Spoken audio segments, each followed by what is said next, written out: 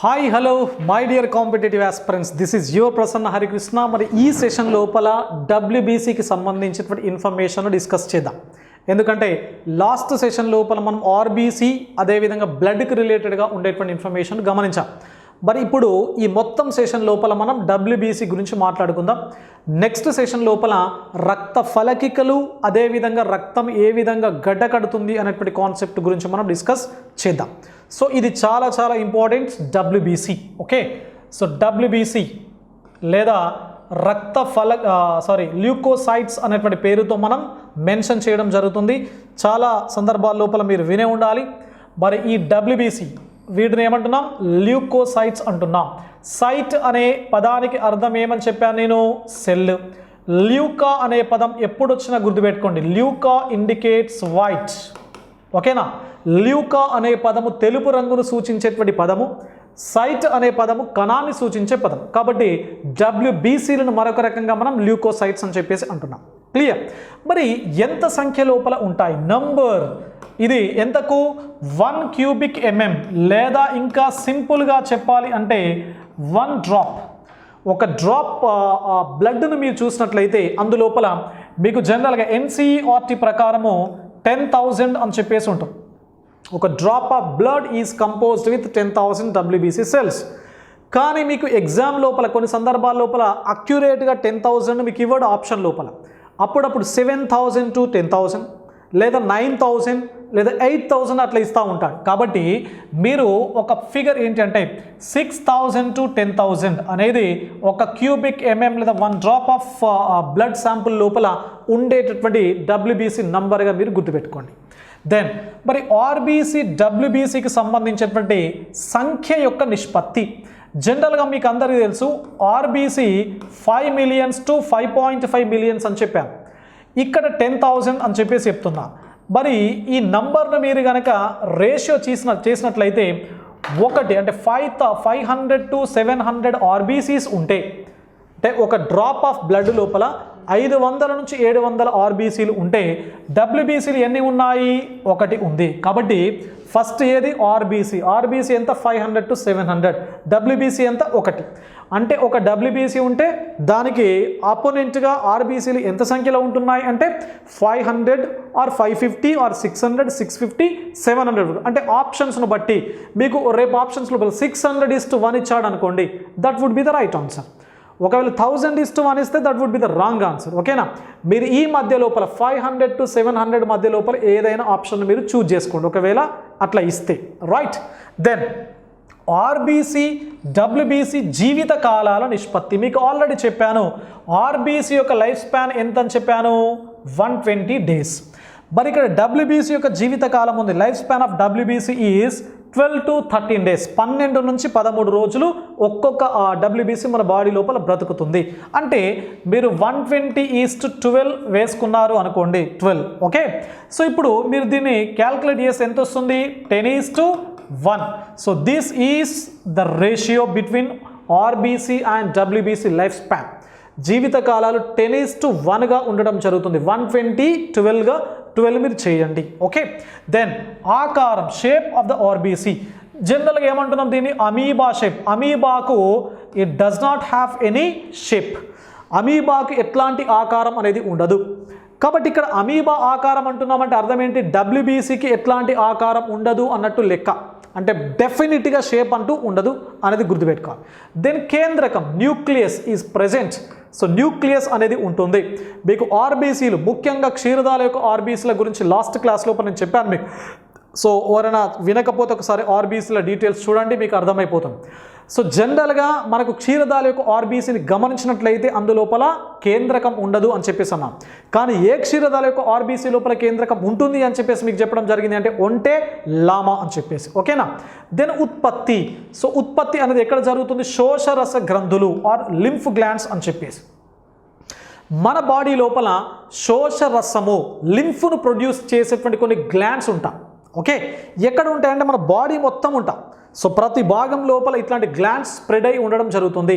So పర్టిక్యులర్గా examples మీకు చెప్పాలి అంటే ఇక్కడ 2 ఊపిరితిత్తులకు మధ్య లోపల చిన్న పిల్లల లోపల ఇక్కడ ఒక గ్రంథి ఉంటుంది. దాన్ని బాల గ్రంథి లేదా థైమస్ గ్లాండ్ అని చెప్పేసి అంటాం. మరి ఈ థైమస్ లేదా బాలగ్రంథి అనేది శోషరస గ్రంథికి బెస్ట్ ఎగ్జాంపుల్, నెంబర్ 1. నెంబర్ 2, రెండవది ఏంటి అంటే ఇక్కడ జీర్ణాశయం ఇక్కడ ఉంటుంది మనకు. ఈ జీర్ణాశయం దగ్గర ఒక చిన్న బుడిపె వంటి నిర్మాణం, ఒక చిన్న సైజ్ లోపల ఒక గ్రంథి ఉంటుంది. దీన్ని ఇక్కడ ఉండేటువంటి గ్రంథిని మనం ఏమంటాము అంటే ప్లీహము, స్ప్లీన్ అనేటువంటి పేరుతో మనం పిలవడం జరుగుతుంది. ఇట్లా సో ఇక్కడ ప్లీహము, థైమస్ లేదా బాలగ్రంథి. So these 2 glands are very very important glands, are very important examples for lymph glands. Okay, then ఉత్పత్తి ప్రక్రియ ఆల్రెడీ మీకు చెప్పా. మీకు పోయిసిస్ అనే పదం వచ్చింది అంటేనే ఏం గుర్తుపెట్టుకోవాలి? ప్రొడక్షన్ అనేది గుర్తుపెట్టుకోవాలి. మరి ల్యూకో అనేది దేన్ని ఇండికేట్ చేస్తుంది? డబ్ల్యూబీసీ సెల్స్ను. కాబట్టి ఉత్పత్తి ప్రక్రియను ఏమంటాం? ల్యూకోపాయిసిస్. పాయిసిస్ అంటే ప్రొడక్షన్, ల్యూకో అంటే డబ్ల్యూబీసీ. దెన్ జీవితకాలం అలా చెప్పి క్యాన్సర్. మరి డబ్ల్యూబీసీలకు వచ్చేటువంటి క్యాన్సర్ను మనం ఏమంటాము? చాలా సందర్భాల లోపల మీకు మూవీస్ లోపల చూస్తూ ఉంటాం. Blood cancer best example Matru Devo Bhava movie. So అందులోపల మొత్తం అప్పుడప్పుడు ఇట్లా నోటి నుంచి లైట్గా ఇట్లా బ్లీడింగ్ అవుతూ ఉంటుంది చూడండి, అంటే బ్లడ్ క్యాన్సర్ అని చెప్పేసి, రైట్? సో బ్లడ్ క్యాన్సర్, లేదా దీన్ని టెక్నికల్గా మనం ఏమంటాము? ల్యూకేమియా అని చెప్పేసి అంటాం, ల్యూకేమియా. సో ల్యూకా అంటే ఏం చెప్పాను? డబ్ల్యూబీసీ. కాబట్టి డబ్ల్యూబీసీకి వచ్చేటువంటి క్యాన్సర్ను మనం ఏమంటామంటే ల్యూకేమియా లేదా బ్లడ్ క్యాన్సర్. దీని లోపల ఏమవుతుంది? డబ్ల్యూబీసీ యొక్క కణాల సంఖ్య ఏమవుతుంది అంటే ర్యాపిడ్గా, అబ్నార్మల్గా ఇంక్రీజ్ కావడం అనేది జరుగుతుంది. ఓకే, దెన్ మరి సంఖ్య పెరగడం అలర్జీ సమయం లోపల, అంటే అలర్జీని మనం తట్టుకోవడం కోసం. ఫర్ ఎగ్జాంపుల్ వివిధ రకాల అలర్జిక్ సింటమ్స్ మన లోపల కనబడతా ఉంటాయి. మరి ఈ సింటమ్స్ లోపల, ఈ అలర్జీ టైం లోపల మన బాడీ లోపల గణనీయంగా పెరిగే కణాలు ఏవి అంటే డబ్ల్యూబీసీ కణం. ఇక్కడ పెరగడం వేరు, క్యాన్సర్ సమయం లోపల పెరగడం వేరు. ఇవి డ్యామేజ్ అవుతుంటాయి, సెల్స్ అబ్నార్మల్గా మారిపోతూ ఉంటాయి, అబ్నార్మల్గా నంబర్ కూడా పెరగడం జరుగుతుంది. ఈ నంబర్ పెరగడం వేరు, ఇక్కడ నంబర్ పెరగడం వేరు. ఇక్కడ నంబర్ ఎందుకు పెరుగుతుంది? అలర్జీ నుంచి మనను కాపాడడం కోసం పెరుగుతుంది. ఇక్కడ నంబర్ ఎందుకు పెరుగుతుంది? మన బాడీని నాశనం చేయడం కోసం పెరగడం జరుగుతుంది. ఈ రెండింటికి డిఫరెన్స్ మీరు గుర్తుంచుకోవాలి. సో అలర్జీ సమయం లోపల డబ్ల్యూబీసీ కౌంట్ పెరిగి ఆ అలర్జీ నుండి మనను రక్షించడం లోపల ఈ డబ్ల్యూబీసీ కణాలు ముఖ్య పాత్ర పోషించడం జరుగుతుంది. సో ఇట్లా పెరిగితే దాన్ని ఏమంటాం అంటే ల్యూకోసైటోసిస్. ల్యూకా అంటే అర్థం ఏంటి? వైట్, సైట్ అంటే అర్థం ఏంటి? సెల్. దెన్ మరి సంఖ్య తగ్గడాన్ని మనం ఏమంటాం అంటే ల్యూకోసైటోపీనియా అని చెప్పేసి అంటాం. So leukocytopenia indicates decreasing number of WBC cells in the body. So remember, leukocytosis అంటే అర్థం ఏంటి? Increasing number of WBC cells in the body. గుర్తుపెట్టుకోవాలి. దెన్ విధి ఏం చేస్తుంది? వ్యాధి నిరోధక శక్తిని పెంచడం. So boosting or promoting or enhancing immunity power is a fundamental duty of WBCs. గుర్తుపెట్టుకోవాలి, ఓకేనా? సో ఇది WBCలకు సంబంధించినటువంటి బేసిక్ ఇన్ఫర్మేషన్. మరి ఇప్పుడు మన బాడీ లోపల మీకు లాస్ట్ క్లాస్ లోపల నేను చెప్పాను, WBCలు 5 రకాలుగా ఉన్నాయి అని చెప్పేసి మీకు చెప్పడం జరిగింది. మరి ఏంటి ఆ 5 types? ఒకసారి మనం చూద్దాము ఎట్లాంటి రకాలు ఉన్నాయి అనే దానికి సంబంధించి. So this is an image about WBC information, right? ఇక్కడ చూడండి, మరి ఇక్కడ మీకు 5 రకాల WBCలు కనబడుతున్నాయి. దిస్ ఈజ్ నెంబర్ 1,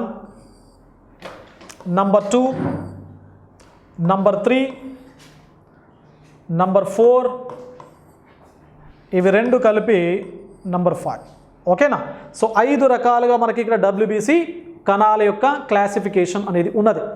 మరి దేని ఆధారంగా ఈ 5గా వర్గీకరించడం జరిగింది? అసలు బేసిక్గా WBCలు ఏవైతే ఉన్నాయో సో వీటిని మనం బేసిక్గా టైప్స్ 2 రకాలుగా క్లాసిఫై చేస్తాం. గుర్తుపెట్టుకోండి. ఒకటి కణికాయుత కణాలు. ఫస్ట్ ఏంటి అంటే కణికాయుత కణాలు ఆర్ గ్రాన్యులోసైట్స్ అని చెప్పేసి అంటాం, గ్రాన్యులోసైట్స్. రెండవది కణికారహిత కణాలు, కణికారహిత కణాలు. వీటినే మనము గ్రాన్యులోసైట్స్ అని చెప్పేసి పేరుతో మనం పిలవడం జరుగుతుంది. ఓకేనా? సో కణికాయుత కణాలు, కణికారహిత కణాలు అని చెప్పేసి 2 రకాలుగా మనం వర్గీకరించడం జరుగుతుంది. మరి ఏంటి కణికాయుత కణాలు? కణికలు అంటే అర్థం ఏంటి అంటే గ్రాన్యూల్స్, అంటే చిన్న చిన్న రేణువులు. ఓకే, సో రేణువులు ఉన్నాయి అనుకోండి. For example if you look at this particular picture, ఇక్కడ మీకు ఎల్లో కలర్ లోపల డాట్స్ రేణువులు కనబడుతున్నాయి. ఇక్కడ కూడా ఇక్కడ ఈ పింక్ కలర్ లోపల రేణువులు కనబడుతున్నాయి. సో ఇక్కడ బ్లూ కలర్ లోపల రేణువులు కనబడుతున్నాయి చూడండి. ఓకేనా? అంటే ఇట్లా రేణువులు ఈ మూడింటి లోపల మీకు కనబడుతున్నాయి చూడండి. సో రేణువులు లేదా కణికలు ఏ కణం లోపలనైతే ఉండడం జరుగుతుందో అట్లాంటి కణాలను మనం ఏమంటాము అంటే కణికాయుత కణాలు, గ్రాన్యులోసైట్స్ అని చెప్పేసి అంటాం. The cells which are having granules in the cytoplasm of that particular cell, they can be called as granulocytes. Okay? Then రెండవది కణికా రహిత కణాలు అంటే అర్థం ఏంటి? రేణువులు అనేవి ఉండవు, ఆర్ గ్రాన్యూల్స్ ఆర్ absent. రేణువులు ఉండవు. For example if you look at this particular picture, ఇందు లోపల మీకు ఏమైనా రేణువులు కనబడుతున్నాయా? absent. ఇక్కడ ఏమైనా కనబడుతున్నాయా? absent. అంటే ఈ రెండు రకాలకు సంబంధించినటువంటి కణాలు దేనికి ఎగ్జాంపుల్స్? దేనికి? ఓకే, ఇప్పుడు మొత్తం ఎన్ని ఉన్నాయి? 5 కదా. కణికాయుత కణాలు చూడండి, ఇందులో కణికలు ఉన్నాయి, ఇందులో కణికలు ఉన్నాయి, ఇందులో కణికలు ఉన్నాయి. మరి కణికాయుత కణాలకు బెస్ట్ ఎగ్జాంపుల్స్ ఏంటి అంటే చూడండి, ఇసినోఫిల్స్ లేదా ఇక్కడ నేను చెప్తున్నా చూడండి, this is neutrophil. So neutrophils, this is eosinophils. Okay, this is basophils. ఓకేనా? న్యూట్రోఫిల్స్, ఇసినోఫిల్స్, బేసోఫిల్స్, ఈ మూడు దేనికి ఎగ్జాంపుల్స్? కణికాయుత కణాలకు బెస్ట్ ఎగ్జాంపుల్.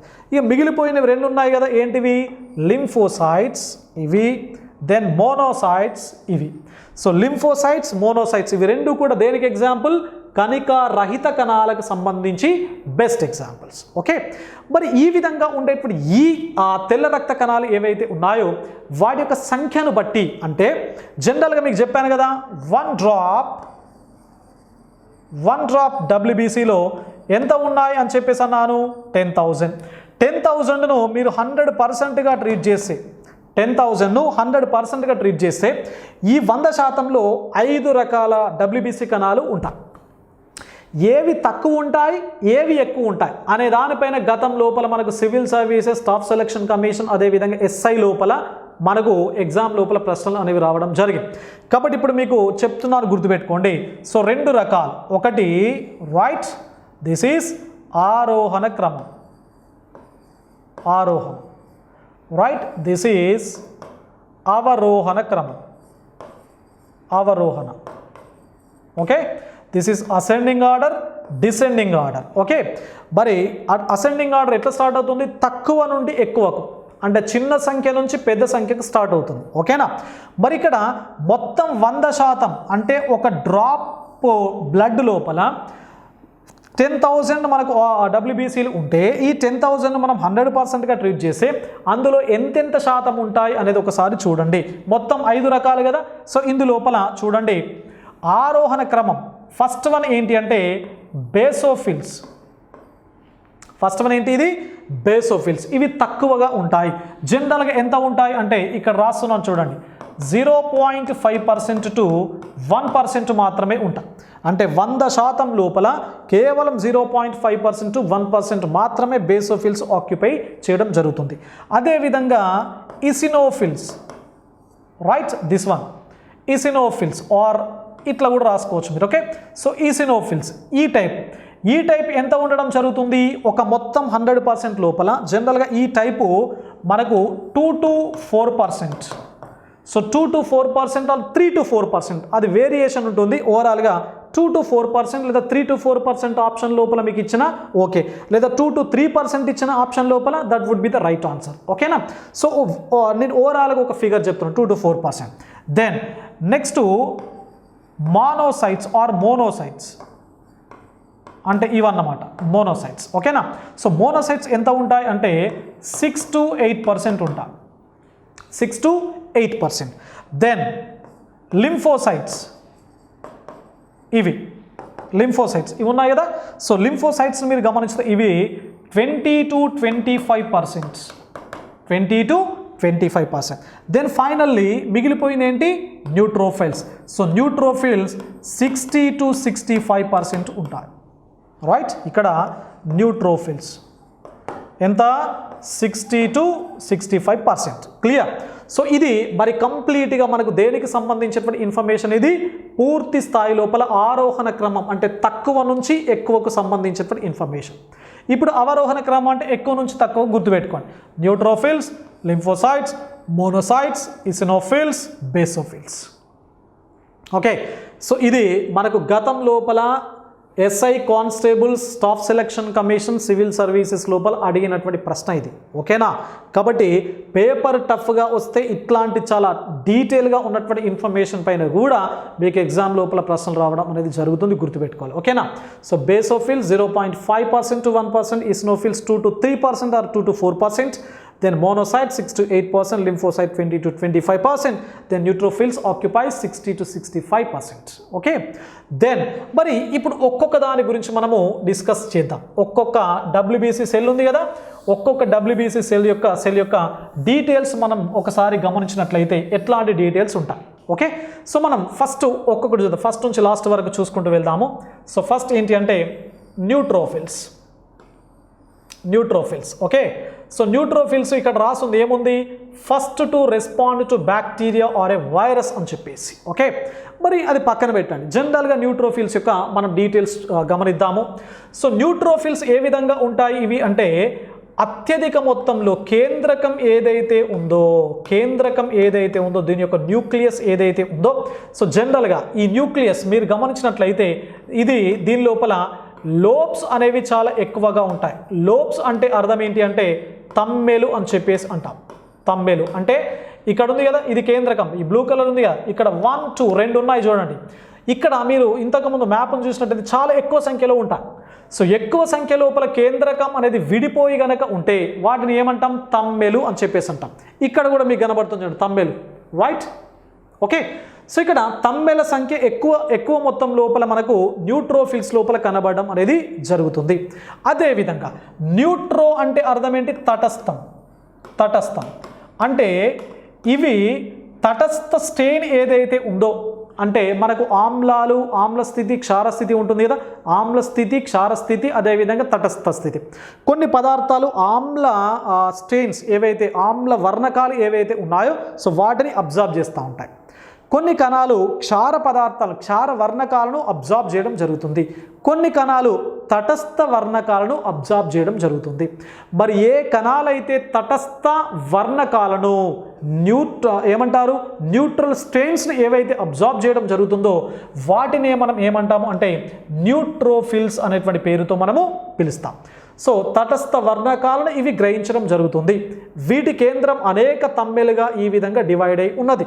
మరి ఇవి జనరల్గా అత్యధిక సంఖ్య లోపల ఉంటాయి అని చెప్పేసి అన్నారు. ఎంత పర్సెంటు, 60 to 65% అని చెప్పేసి మీకు ఆల్రెడీ చెప్పాను. మరి వీటిని మనం ఏమంటాం అంటే మైక్రోస్కోపిక్ పొలిస్మెన్ అని చెప్పేసి అంటాం. మైక్రోస్కోపిక్ పొలిస్మెన్. ఎందుకు మైక్రోస్కోపిక్ పొలిస్మెన్ అని చెప్పేసి అంటున్నాము, సూక్ష్మ రక్షక భటులు, తెలుగు లోపల సూక్ష్మ రక్షక భటులు అని చెప్పేసి వీటిని మనం పిలుస్తున్నాం.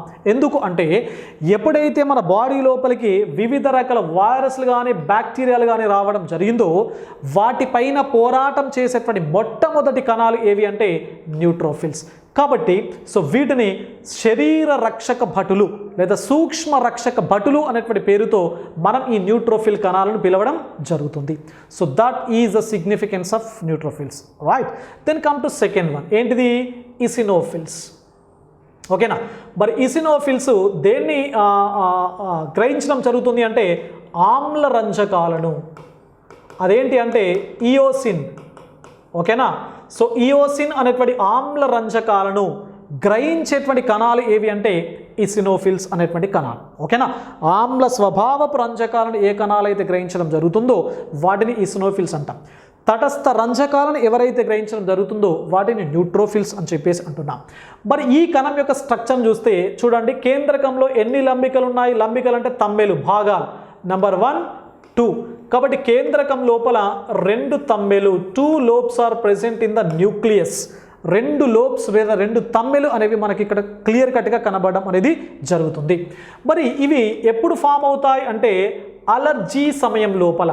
ఓకేనా, సో అలర్జీ ఎప్పుడైతే మన బాడీ లోపల పెరుగుతుందో అలర్జీకి అగెన్స్ట్గా మన శరీరం లోపల తయారు చేయబడేటువంటి లేదా ఏర్పడేటువంటి కణాలు ఏవి అంటే ఈసినోఫిల్స్ అని చెప్పేసి. ఓకేనా, అంటే అలర్జీ నుంచి మనను కొంతవరకు రక్షించే కణాలుగా మనము ఈసినోఫిల్స్ను పిలవడం జరుగుతుంది. మరి అలర్జీ మనకు వచ్చినప్పుడు ఏ టెస్ట్ ద్వారా అలర్జీ వచ్చిందని చెప్పేసి మనము కన్ఫర్మ్ చేయడం జరుగుతూ ఉంటుంది. చాలా చాలా ఇంపార్టెంట్. దీనిపైన గతం లోపల చాలా ఎగ్జామ్స్లో అంటే సెంట్రల్ గవర్నమెంట్ ఎగ్జామ్ లోపల దీనిపైన ప్రశ్నలు అడగడం జరిగింది. రాస్ట్ అని చెప్పేసి రాస్ట్ అంటే అర్థం ఏంటి అంటే రేడియో అలర్జో సార్బెంట్ టెస్ట్. ఓకేనా? So radioallergosorbent test RAST అని చెప్పేసి అంటాం.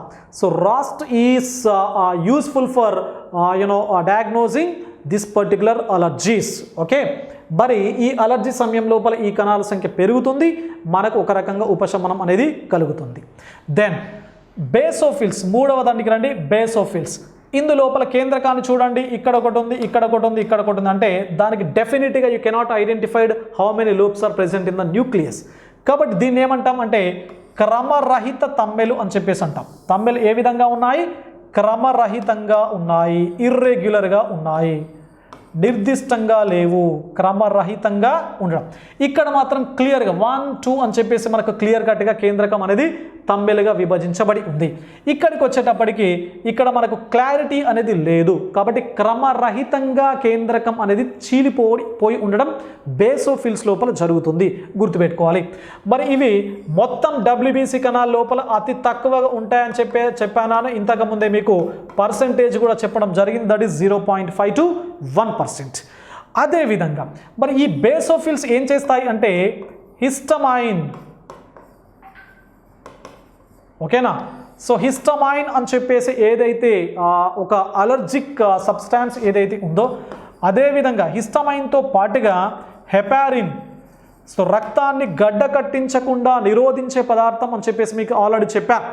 ఈ హెపారిన్ను అదేవిధంగా హిస్టామిన్, ఈ రెండు పదార్థాలను తయారు చేసి కొంతవరకు అస్తమా నుంచి రక్షించడం లోపల ముఖ్య పాత్ర పోషించేటువంటి కణాలు ఏవి అంటే బేసోఫిల్స్. ఓకే, అది దానికి సంబంధించినటువంటి information. Then come to 4th one. ఇది ఏంటిది? లింఫోసైట్స్. ఓకే, సో లింఫోసైట్ కణాల యొక్క పరిమాణం మిగతా కణాలతో కంపేర్ చేస్తాయి. దీని సైజుతో కంపేర్ చేస్తే దీని సైజ్ ఎట్లా ఉంది? చిన్నగా ఉంది. అంటే అర్థం ఏంటి అంటే స్మాలెస్ట్ WBC సెల్స్. ఓకేనా? స్మాలెస్ట్ WBCs, అతి చిన్న WBC కణాలు ఇవి. కానీ మొత్తం WBC లోపల బిగ్గెస్ట్ న్యూక్లియస్. ఓకేనా? సో బిగ్గెస్ట్ న్యూక్లియస్, అతి పెద్ద కేంద్రకం. చూడండి, కణము సంఖ్య చిన్నగానే ఉంది, కానీ బ్లూ కలర్ లోపల కేంద్రకం ఉంది. కేంద్రకం ఎంత పెద్దగా ఉందో చూడండి. కాబట్టి అతి పెద్ద కేంద్రకాన్ని కలిగి ఉన్నటువంటి WBC కణాలు ఏవి అంటే లింఫోసైట్స్. అదేవిధంగా వీటి యొక్క పర్సంటేజ్ ఎంత అని చెప్పాను? 20 to 25%. అంటే మనకు దేనిపైన న్యూట్రోఫిల్స్ తర్వాత, న్యూట్రోఫిల్స్ ఎంత అని చెప్పాను? 60 to 65%. న్యూట్రోఫిల్స్ తర్వాత అత్యధిక సంఖ్య లోపల ఉన్నటువంటి WBC కణాలు ఏవి అంటే లింఫోసైట్స్. మరి ఏం చేస్తాయి ఇవి మన బాడీ లోపల అంటే వ్యాధి నిరోధక శక్తిని పెంపొందిస్తాయి. ఓకేనా? సో ఇమ్యూనిటీ పవర్ ఏదైతే ఉందో, so enhances immunity power is a fundamental duty of lymphocytes. మరి ఈ విధంగా ఉండేటువంటి ఈ లింఫోసైట్స్ను మనము బేసిక్గా 2 రకాలుగా క్లాసిఫై చేయడం జరుగుతుంది. ఏంటిది? అది బి లింఫోసైట్స్, అదేవిధంగా టీ లింఫోసైట్స్ అని చెప్పేసి. ఓకేనా? సో బి రకము, టీ రకం. So B lymphocytes, T lymphocytes అని చెప్పేసి 2 రకాలుగా మనం ఈ కణాలను క్లాసిఫై చేయడం జరుగుతుంది. మరి ఏంటి బి, ఏంటి టీ? ఏం చేస్తాయి బి, ఏం చేస్తాయి టీ అనేది గమనించే ముందు జనరల్గా ఒక చిన్న కాన్సెప్ట్ చెప్తాను, వినండి. ఏం జరుగుతుంది అసలు మన బాడీ లోపల? ఫర్ ఎగ్జాంపుల్ మన శరీరం లోపలికి ఏదైనా ఒక సూక్ష్మజీవి వచ్చిందనుకోండి. For example this is bacteria. ఇది ఒక బ్యాక్టీరియా అనుకోండి. ఓకే, సో ప్రతి సూక్ష్మజీవి పైన ఒక నిర్దిష్టమైనటువంటి ప్రోటీన్, ఇది ప్రోటీన్ లేదా పాలీసాకరైడ్, కొవ్వుల చేత లేదా పిండి పదార్థాల చేత తయారయ్యేటువంటి ఒక ప్రత్యేక నిర్మాణం ఉంటుంది. సో ఈ ప్రత్యేక నిర్మాణాన్ని మనం ఏమంటాం అంటే ఏజీ, అంటే యాంటీజెన్ అని చెప్పేసి అంటాం. యాంటీజెన్, తెలుగులో ప్రతిజనకము అనేటువంటి పేరుతో మనం పిలుస్తాం. ఓకే, యాంటీజెన్ అంటే యాంటీజెన్ జనరల్గా వేడి చేత తయారవుతుంది అంటున్నాను. ప్రోటీన్స్ కానీ పాలీసాకరైడ్స్ అంటే పిండి పదార్థాల చేత తయారవుతుంది. ఓకే, మరి జనరల్గా ఎక్కడ ఉంటుంది? ప్రతి సూక్ష్మజీవి యొక్క పై భాగంలో ఉంటుంది. రైట్, మరి ఈ విధంగా ఉండేటువంటి ఈ యాంటీజెన్ ఉన్నటువంటి ఈ ఏదైతే సూక్ష్మజీవి మన బాడీ లోపలికి ఎంటర్ అవుతుందో అప్పుడు మన బాడీలో ఉండేటువంటి ఈ లింఫోసైట్స్ ఉన్నాయి కదా. ఓకే, లింఫోసైట్స్, ఈ లింఫోసైట్స్ లోపల రెండు కదా, ఒకటి బి, రెండవది టీ లింఫోసైట్స్. ఓకేనా. ఇప్పుడు ఈ టీ లింఫోసైట్స్ ఏం చేస్తాయి అంటే ఈ సూక్ష్మజీవి పైన ఉండేటువంటి ఈ ప్రతిజనకం ఏదైతే దట్ ఈస్ యాంటీజెన్ ఏజీ ఏదైతే ఉందో that is recognised by the T lymphocytes. దీన్ని గుర్తిస్తాయి ఎవరు? T lymphocytes. But T lymphocytes cannot recognise a microorganism. సూక్ష్మజీవిని గుర్తించవు. దేన్ని గుర్తిస్తాయి అంటున్నాను? సూక్ష్మజీవి పైన ఉండేటువంటి ప్రతిజనకాన్ని యాంటీజెన్ను గుర్తిస్తాం. గుర్తించి ఏ విధంగా ఫీల్ అవుతాయంటే something entered in my body. Okay, బయట నుంచి ఏదో ఒక జీవి నా బాడీ లోపలికి వచ్చింది కాబట్టి నాకు థ్రెట్ ఉంది, నాకు ప్రమాదం ఉంది, నాకు ముప్పు ఉంది, కాబట్టి I have to protect my body అనే కాన్సెప్ట్ను ఎవరు డెవలప్ చేస్తారు? Tea lymphocytes. కాబట్టి ఏం చేస్తాయి టీ లింఫోసైట్స్? ఇమీడియట్గా ఈ ఇన్ఫర్మేషన్ను ఎవరికి పాస్ చేస్తాయి? బి లింఫోసైట్స్కి పాస్ చేస్తాయి. ఏమని పాస్ చేస్తుంది? ఎవరో మన శరీరం లోపలికి వచ్చారు, ఎవరో శత్రువు వచ్చారు, మనని మనం రక్షించుకోవాలి అనే ఇన్ఫర్మేషన్ను టీ లింఫోసైట్స్ బి లింఫోసైట్స్కి పాస్ చేస్తాయి. అప్పుడు బి లింఫోసైట్స్ ఏం చేస్తాయి అంటే ఈ యాంటీజెన్కు అంటే ఓవరాల్గా సూక్ష్మ జీవికి అగెన్స్ట్గా వ్యతిరేకంగా వేటిని ఉత్పత్తి చేస్తాయి ఇవి అంటే ప్రతిదేహాలు లేదా ప్రతిరక్షకాలు లేదా యాంటీబాడీస్ అంటాం. ఓకేనా. Antibodies, anti means opposite. దేనికి? బాడీస్. ఏ బాడీకి? సూక్ష్మజీవి బాడీకి. ఓకే. మరి ఈ ప్రతిదేహాలు వెళ్ళి అప్పుడు యాంటీజెన్ పైన అటాక్ చేసి ఓవరాల్గా సూక్ష్మజీవిని ఏం చేస్తాయి అంటే నాశనం చేయడం జరుగుతుంది. ఓకే. సో ఇది దీనివల్ల మన బాడీ లోపల వ్యాధి నిరోధక శక్తి ఏమవుతుంది? పెరుగుతుంది. సో ఇది జనరల్గా మనకు లింఫోసైట్స్కి సంబంధించినటువంటి ఇన్ఫర్మేషన్. అంటే మన శరీరం లోపల ఇంపార్టెంట్ ఆస్పెక్ట్, మన శరీరం లోపల వ్యాధి నిరోధక శక్తిని మేల్కొల్పే పదార్థం ఏది అన్నట్లు? యాంటీజెన్. అంటే యాంటీజెన్ ఉంటేనే కదా ఎవరు రెస్పాండ్ అవుతున్నారు? Tea lymphocyte. టీ లింఫోసైట్స్ దేనికి ఇన్ఫర్మేషన్ ఇస్తున్నారు? బికి ఇస్తే బి ఏం తయారు చేస్తున్నాయి? ప్రతి దేహాలు లేదా ప్రతి రక్షకాలు లేదా యాంటీబాడీస్. సో యాంటీబాడీస్ వెళ్ళి దీనిపైన అటాక్ చేసి కంప్లీట్గా మన లోపల ఇమ్యూనిటీని ఏం చేస్తున్నాయి? పెంచుతున్నాయి. అంటే అర్థం ఏంటి? మన బాడీ లోపల ఇమ్యూనిటీని ప్రమోట్ చేయడం లోపల మేల్కొల్పడం లోపల ముఖ్య పాత్ర పోషించేది ఏది అంటే యాంటీజెన్ లేదా ప్రతిజనకాలు. గుర్తుపెట్టుకోవాలి. ఓకేనా. సో ఈ విధంగా మరి లింఫోసైట్స్ మనకు బి రకంగా ఉన్నాయి, అదేవిధంగా టీ రకంగా ఉన్నాయి అని చెప్పేసి మీరు గుర్తుపెట్టుకోండి. Then come to last one that is monocytes. చిట్ట చివరి అంశం, చిట్ట చివరి టైప్ ఏం చెప్తున్నాను? మోనోసైట్స్ అని చెప్పేసి. మరి ఈ మోనోసైట్స్ ఏవైతే ఉన్నాయో ఇవి లార్జెస్ట్ ఆర్ బిగ్గెస్ట్ డబ్ల్యూబీసీస్. చూడండి దీని సైజ్ ఎంత ఉందో చూడండి. అతి పెద్ద డబ్ల్యూబీసీకి బెస్ట్ ఎగ్జాంపుల్గా మనం చెప్తాం దీన్ని. మరి ఇందులోపల ఇది న్యూక్లియస్. చూడండి న్యూక్లియస్ ఏ షేప్ లోపల ఉంది? మన కిడ్నీ ఉంటుంది కదా, మూత్రపిండం. సో మూత్రపిండం ఏ షేప్ లోపలనైతే ఉందో దీని యొక్క కేంద్రకం ఆ షేప్లో ఉంది. చాలా ఇంపార్టెంట్. So రెనిఫార్మ్ nucleus. కేంద్రకం అనేది ఏ షేప్లో ఉంది? మూత్రపిండం షేప్లో. దాన్నే మనం ఏమంటాము అంటే రెనిఫార్మ్ షేప్ అని చెప్పేసి అంటాము. రైట్. మరి ఈ విధంగా ఉండేటప్పుడు ఈ మోనోసైట్స్ ఏవైతే ఉన్నాయో సో ఇవి ఏం చేస్తాయి? Clean up the dead cells. Okay.